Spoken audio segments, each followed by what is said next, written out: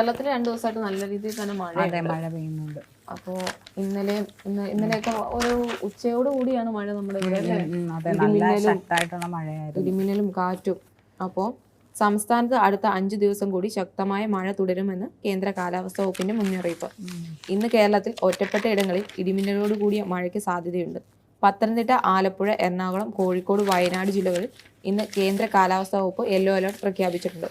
ഒറ്റപ്പെട്ട ശക്തമായ മഴയ്ക്കും സാധ്യതയുണ്ടെന്നാണ് പ്രവചനം.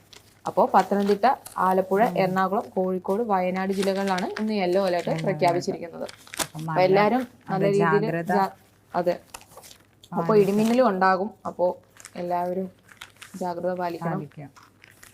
മഴയത്തൊന്നും കഴിവതും ഇറങ്ങാതിരിക്കുക. പ്രത്യേകിച്ച് കുട്ടികളെയൊക്കെ ശ്രദ്ധിക്കണം. നമ്മൾ തന്നെ ന്യൂസ് കൊടുക്കുന്നുണ്ട്, ഞങ്ങളുടെ ചാനലിന്റെ ന്യൂസ് നോക്കുക. അതെ, നോക്കുക. ഞങ്ങൾ എല്ലാ കാര്യവും മഴയെ കുറിച്ചുള്ള പറയുന്നതാണ്.